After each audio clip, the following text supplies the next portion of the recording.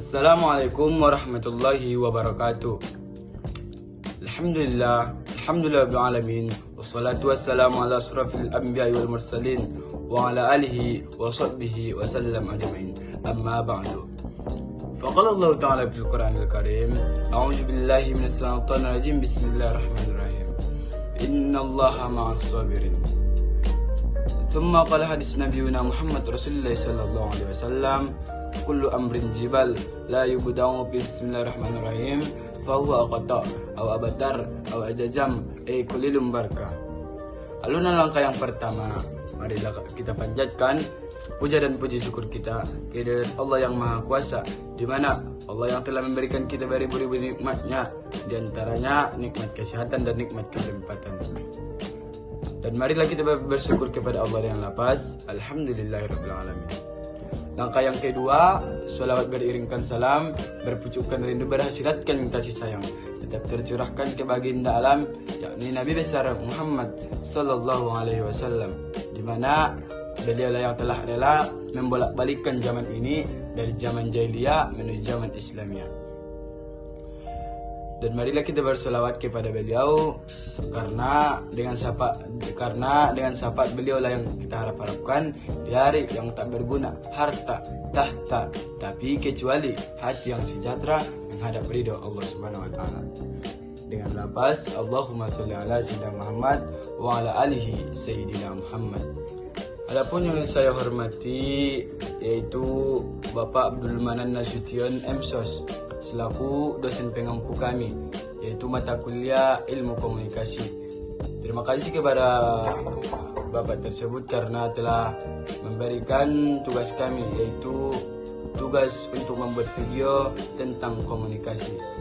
Dan sebelumnya perkenalkan, nama saya yaitu Ansar Harahap, alamat Labusel, NIM 2430400019.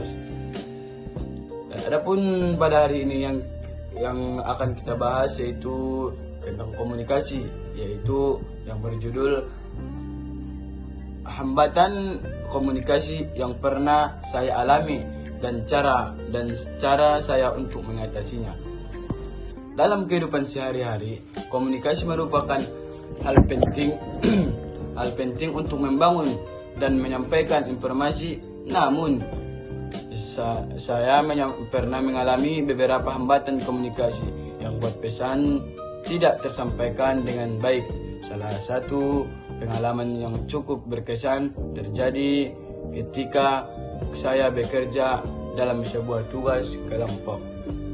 Yang pertama, hambatan bahasa dan istilah. Saat berdiskusi, saya menggunakan istilah-istilah teknis yang menurut saya sudah umum, tetapi ternyata tidak dipahami oleh beberapa anggota kelompok. Mereka hanya mengangguk, namun sebenarnya tidak benar-benar mengerti. Akibatnya, ketika tugas itu dibagi, terjadi kesalahpahaman, sehingga hasil pekerjaan tidak sesuai dengan rencana awal. Dan cara saya untuk mengatasinya, saya mulai menggunakan bahasa yang lebih sederhana dan menghindari istilah teknis yang berlebihan. Jikapun harus menggunakan istilah tertentu, saya harus menggunakan istilah tertentu. Saya menjelaskan maknanya terlebih dahulu. Selain itu, saya meminta anggota lain untuk mengulang kembali poin penting yang saya sampaikan agar memastikan anggota kelompok itu paham. Dan yang kedua, hambatan perbedaan persepsi. Pada saat lain, saya dan teman satu tim saya dan dia juga satu ruangan saya memiliki persepsi yang berbeda mengenai perioditas tugas. Menurut saya, bagian perencanaan harus diselesaikan dengan dahulu, sedangkan teman saya lebih fokus pada bagian pelaksanaan.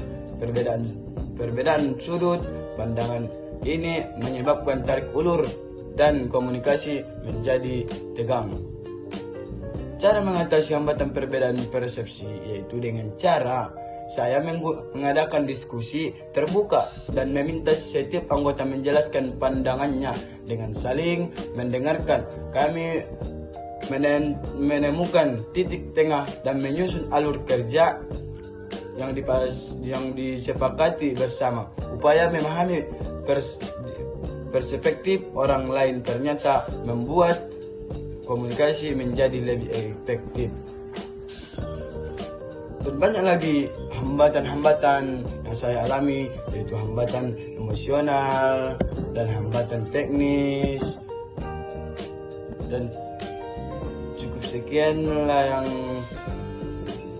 kesimpulan dari tema saya ini adalah, dari pengalaman-pengalaman saya tersebut, saya belajar bahwa hambatan komunikasi bukanlah yang harus ditakuti, tetapi dapat menjadi kesempatan untuk meningkatkan kemampuan diri dengan sikap terbuka, empati, dan kesediaan untuk memperbaiki diri.